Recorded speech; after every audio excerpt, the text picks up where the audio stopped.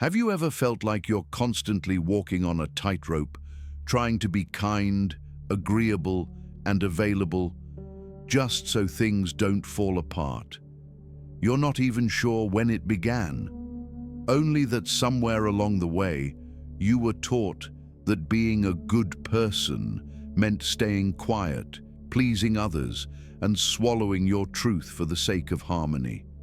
But what if that idea, this moral script you've followed your whole life, isn't wisdom, but conditioning? The Stoics taught that virtue is strength, not submission. That true goodness doesn't require you to be stepped on.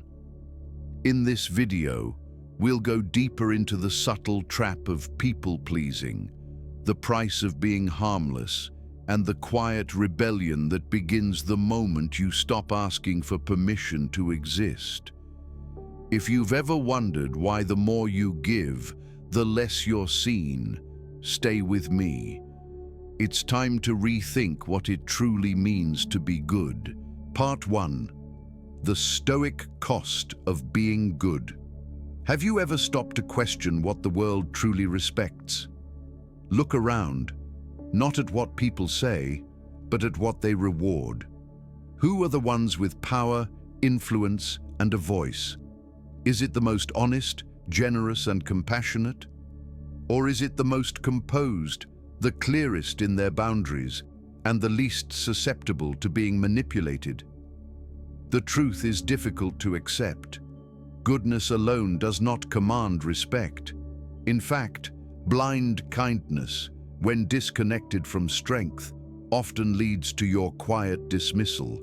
You can spend years being loyal, helpful, always available, but the moment your presence no longer serves the interests of others, you're not only overlooked, you're erased.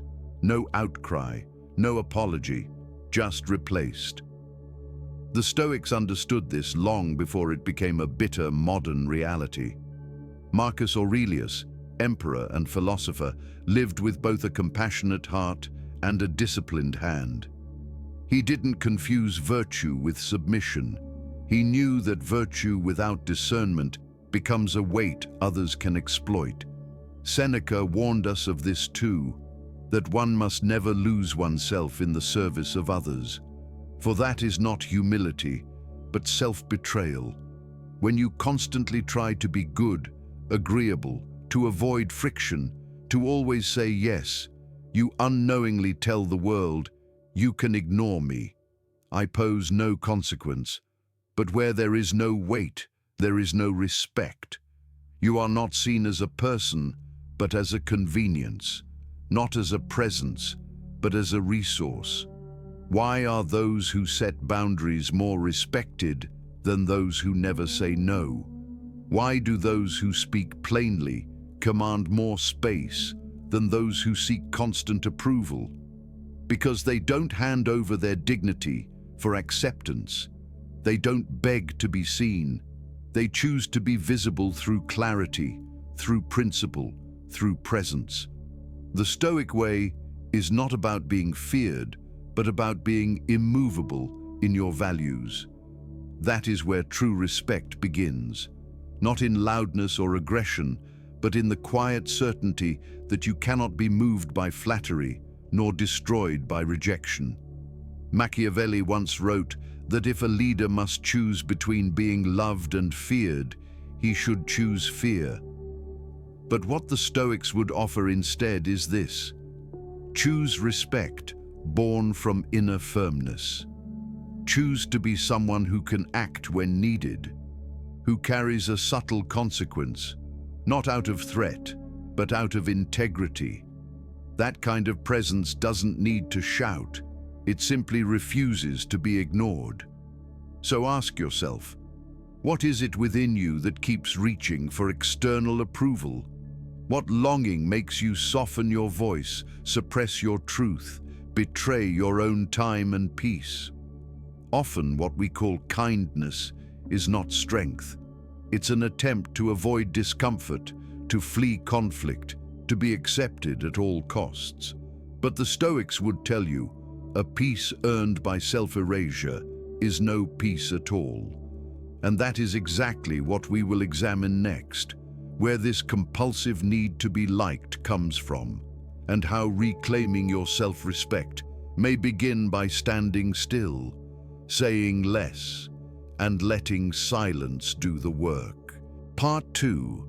The Stoic origin of pleasing others. No one is born desperate for approval. That impulse, the constant need to please, to be agreeable, to be seen as good, was not your nature. It was your training. From the earliest days of your life, the world began shaping you, not through wisdom, but through correction. Don't do that. It's not nice. Be polite. Don't speak like that. You'll upset them. Over time, you internalized a silent lesson. To be loved, you must not disturb others. So you began to hide your sharp edges. You tucked away your voice. You exchanged honesty for harmony. And each time you did, a part of your will, your prohairesis, as the Stoics called it, was handed over. What started as a strategy for survival slowly became a habit of self-erasure. Today, you might call it empathy, humility, or kindness. But look closer. When you say yes, even when your soul says no, when you hold in your frustration until it poisons your silence, what virtue is that? The Stoics would call it weak assent, a collapse of your inner clarity. It is not kindness when it costs you your truth. It is not virtue when it demands your obedience to fear. Take the story of Elias, a man known for his gentleness. At work, he always stepped in to help. In his family, he never raised his voice. Friends admired his calm, his patience. But inside, Elias was tired. He had agreed to things he didn't believe in. He had ignored disrespect to keep the peace. One evening, after being overlooked for a promotion, again, he didn't even feel anger. He felt nothing. That's when he realized he hadn't just silenced his pain. He had silenced himself. This is what happens when you confuse acceptance with worth. You begin to believe that being agreeable will keep you safe. But safety built on silence is a cage. Seneca warned us, "He who always agrees with the crowd, even in good times, is already preparing his downfall." The fear of being disliked is not Stoic humility. It is slavery to perception. It places the judgment of others above your own reason, your logos, and it tears apart your integrity. Ask yourself, why does saying no make you feel guilty? Why does expressing disapproval feel like a betrayal? Why do you equate self-respect with selfishness? The Stoics would tell you because you've lost your center. You've confused virtue with performance, and this performance is exhausting because it has no end. Today they like you, tomorrow they don't, and all the while, your true self withers in the shadows. This mask of goodness, polished, agreeable, silent, was never yours to wear. It was stitched from fear, fear of rejection, fear of exclusion, fear of not being enough. But fear is not a Stoic teacher. Fear distorts perception. It leads to false choices. It robs you of ataraxia, the inner peace born of living in alignment with your own reasoned choice.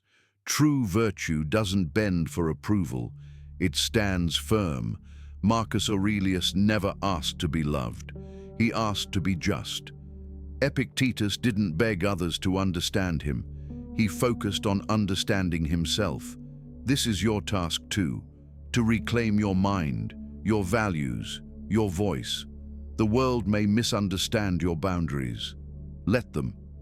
The cost of pleasing everyone is the permanent sacrifice of yourself. There is a better way. And to find it, we must study not only the Stoics, but also those like Machiavelli, who understood that appearance is a currency that must be governed, not worshipped. Part 3. The Stoic Strength Behind the Illusion of Goodness.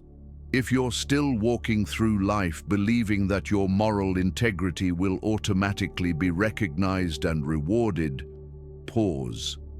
The Stoics never promised that the world would honor your virtue.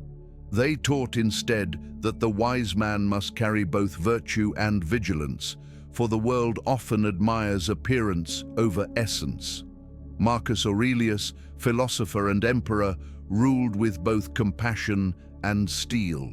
He wrote, "Waste no more time arguing what a good man should be. Be one." But notice, he never said that being good would earn you protection. In fact, he knew well that those who appear weak, even if just, are often treated as weak. You may act with fairness, you may live with honesty, but if your presence doesn't carry weight, if you are easy to ignore, you will be ignored. Epictetus sharpened the point further. He taught that it is not enough to possess inner virtue. You must also know how to carry yourself in a world that doesn't see hearts, only shadows.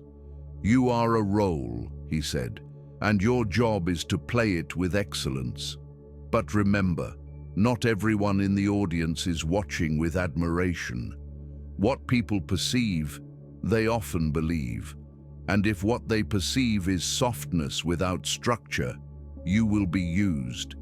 Seneca, writing from within the brutal court of Nero, said it bluntly, "He who always acts like a good man among those who are not, prepares his own ruin."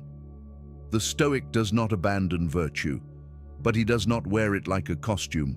He uses it like a sword, sharp, balanced and silent, unless required. In the real world, kindness alone is not strategy. That's why Marcus warned that the best revenge is to be unlike him who did the injury. Not because you retreat, but because you rise. Because your strength lies not in retaliation, but in commanding presence and boundary. A true Stoic must be as perceptive as a philosopher and as composed as a warrior. The Stoics never promoted naivety. Marcus Aurelius ruled an empire plagued with betrayal and war. Epictetus was once a slave who endured cruelty with unshakable poise. Seneca navigated one of the most treacherous political courts in history. Not one of them mistook morality for weakness. They knew that in a world full of those who scheme, you must be prepared. Not paranoid, but precise. Seneca once said, "You must live among the wicked, but live like yourself." This is the middle path. It does not ask you to become cold. It demands that you become clear, that you stop expecting life to reward you simply for your goodness and start living as someone who understands the nature of others, but refuses to betray his own. This is not cruelty, it is wisdom.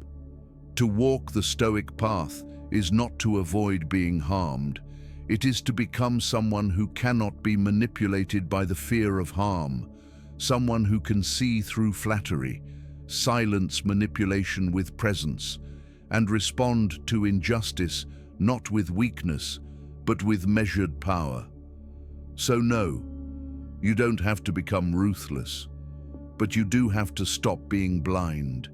And maybe now you wonder, how do I walk that line? How do I avoid becoming bitter or hardened while also refusing to be taken advantage of? That is the next truth we'll face together. There is a way between the extremes of submission and aggression, and it begins the moment you stop apologizing for having a spine. Part 4. The Stoic line between virtue and voluntary slavery. There's a fatal confusion that silently ruins the lives of many. The belief that to be good, one must be agreeable to everything. That real virtue is measured by how much injustice you can silently swallow. How many times can you forgive without reflection? How easily can you erase yourself in the name of keeping the peace? Let's be clear, that is not kindness. It is naivety. It is weakness cloaked in the language of virtue. And if you don't learn to recognize the difference, you will remain the world's emotional servant, useful, agreeable, disposable. True Stoic kindness does not demand your disappearance. It demands clarity. It requires prohoresis, your rational faculty that governs choice. To be good does not mean you must live as a smiling shadow, always nodding, always self-sacrificing for people who would never lift a hand for you in return. That is not virtue. That is self-betrayal, a dangerous abandonment of your own reason and dignity. Seneca once warned, "No man is more unhappy than he who never faces adversity, for he is not permitted to prove himself." And what is constant self-erasure, if not a life lived avoiding friction, never drawing lines, never allowing your values to meet resistance? Take the example of Maria, a teacher known for her warmth. She stayed after hours, answered emails at midnight, covered for absent colleagues. She was the good one, but over time, her silence became expectation. When she finally refused a last-minute request, she was met not with gratitude, but with disappointment. Not because she had changed, but because she had trained others to see her goodness as unlimited compliance. Her integrity was mistaken for availability, her virtue for servitude. That is the tragedy of naive goodness. It lives expecting the world to reflect its own heart. It assumes fairness will be returned, that kindness will be matched, that sacrifice will be seen. But what happens instead? Disillusionment, quiet bitterness, resentment you never voice. Because naive goodness projects nobility onto others who have not earned it. It is the internal war between what you give and what is never reciprocated. The Stoics teach us a sharper way. Marcus Aurelius reminded himself daily that people would lie, cheat, disappoint, but he must remain true to his nature. Yet nowhere did he say he must endure abuse. Nowhere did Epictetus suggest that virtue requires silence in the face of disrespect. On the contrary, he said you must stop attaching value to what lies outside your control. People's approval, their praise, their opinion of your goodness. All of it is beyond your command. True Stoic kindness is firm. It sets boundaries. It says no. It walks away. It understands that not all deserve your best, and that giving your best to those who deplete you is not generosity. It is mismanagement of your soul. Yes, you can be just, compassionate, and deeply rooted in principle, and still be respected, still be feared, still be someone others think twice before crossing. Because strength, when paired with compassion, becomes presence. It becomes influence. Remember, the Stoics never encouraged cruelty, but they despised self-delusion. And nothing is more delusional than believing that virtue requires you to accept mistreatment in silence. The question you must ask yourself now is brutally simple. Is your kindness protecting your dignity or exposing your vulnerability?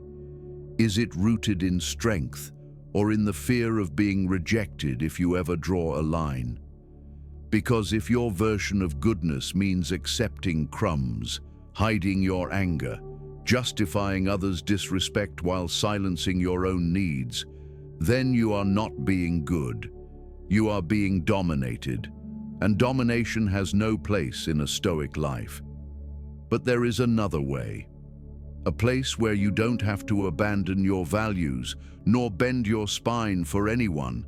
A place where courage meets compassion, where you speak clearly, not loudly, where you can love but never beg, help but never be used, forgive but not forget.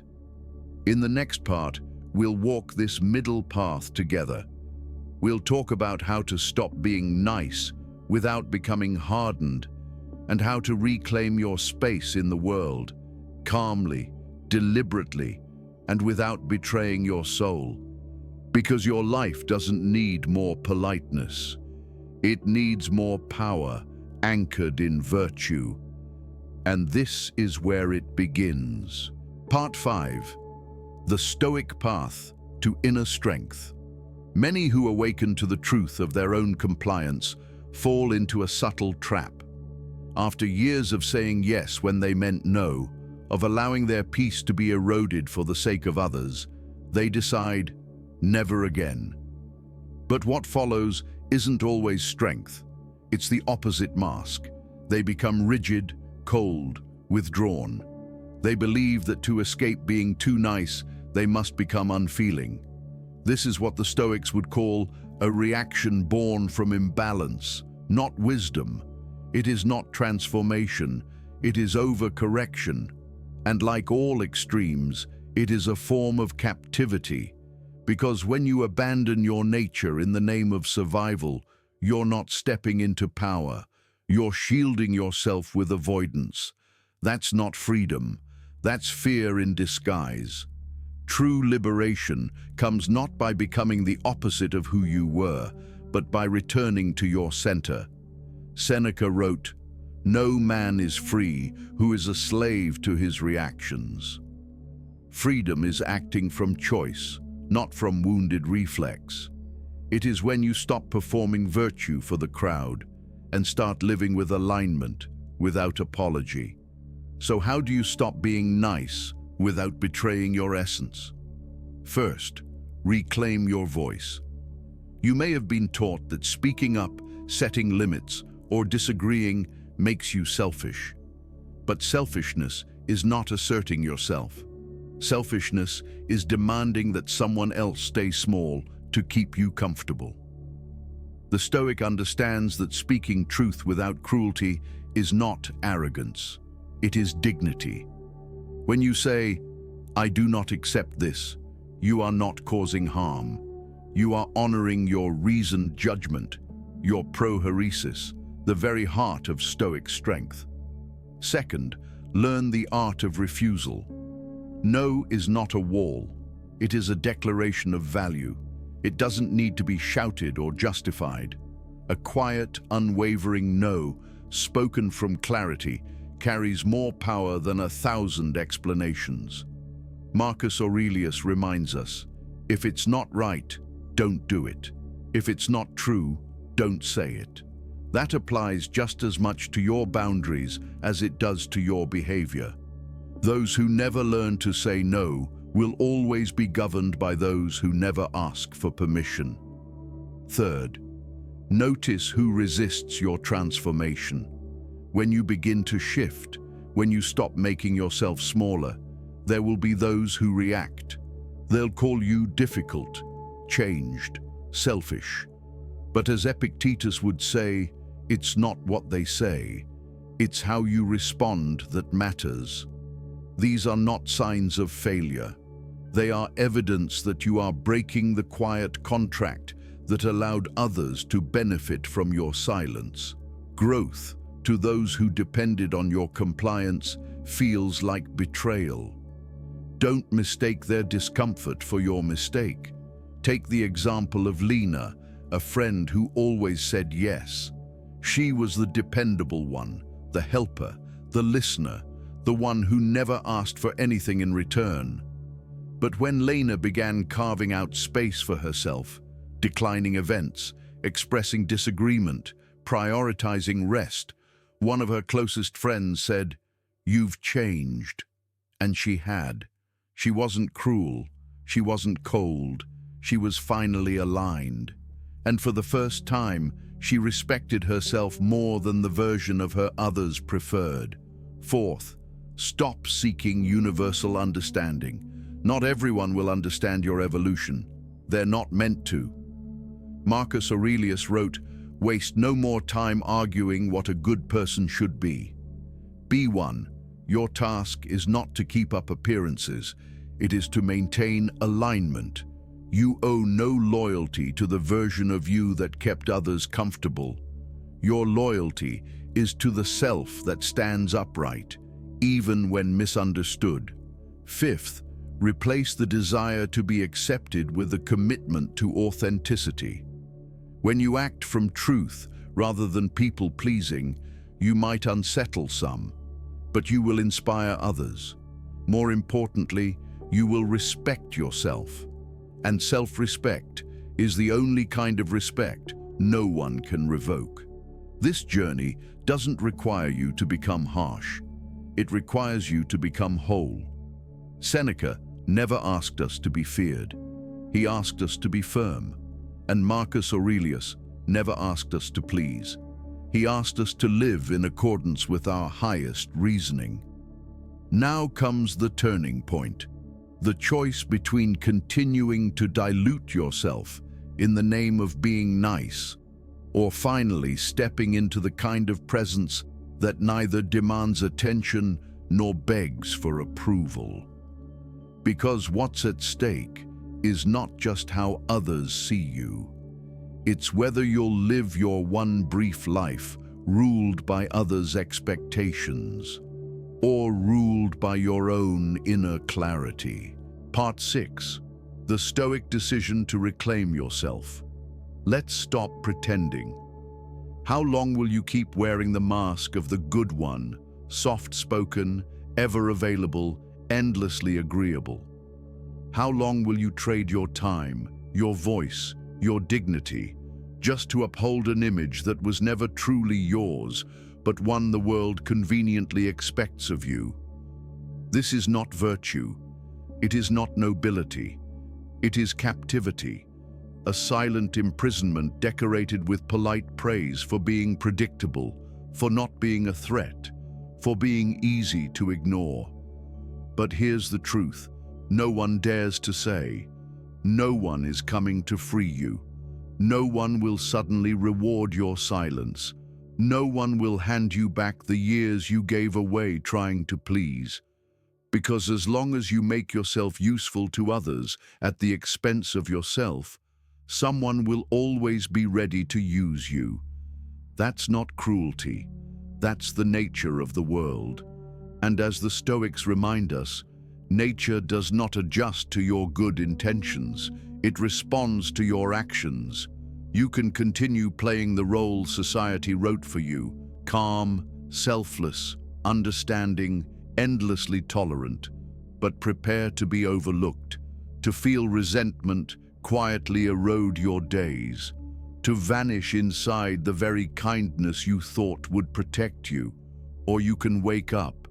You can decide that your generosity will no longer be automatic, that it will be offered, not extracted, that your kindness will flow from strength, not fear, that you will no longer seek approval like a beggar at the door of validation, because freedom, the kind the Stoics spoke of, is not found in pleasing others.